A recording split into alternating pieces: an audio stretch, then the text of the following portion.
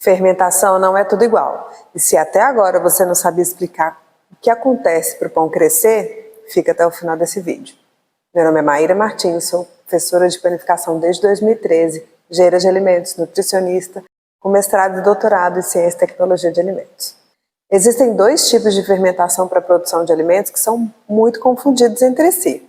O primeiro tipo de fermentação é a fermentação láctica, que produz ácido lático na produção de, por exemplo, conservas, queijos, iogurte.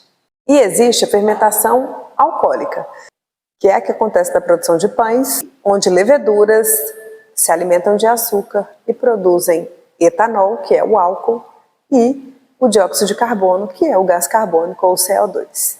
É essa fermentação na produção de pães e bebidas alcoólicas, como cervejas e vinhos.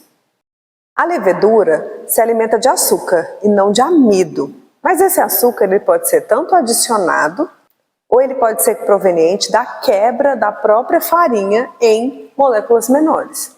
Ah, Maíra, mas como que acontece essa quebra? As farinhas possuem naturalmente na sua composição enzimas do próprio grão, que depois da moagem estão ali todos misturados. Essas enzimas elas quebram o amido da farinha, transformando ele em moléculas menores. E assim, as leveduras podem se alimentar do açúcar proveniente da farinha, da própria farinha, e assim procederem com a fermentação. Então é mito que você necessariamente precisa adicionar açúcar para ocorrer a fermentação.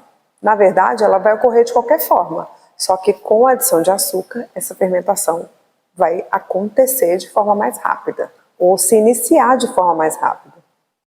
Na produção de pães, essa equação de levedura se alimentando de açúcar e produzindo gás carbônico e álcool, ela vai, na produção de pães vai produzir mais gás carbônico e na produção de bebidas alcoólicas ela vai produzir mais etanol. E o CO2 que é o responsável por produzir aquelas bolhas que a gente vê quando a gente parte o pão no meio. E também ele é responsável pela maciez dos produtos.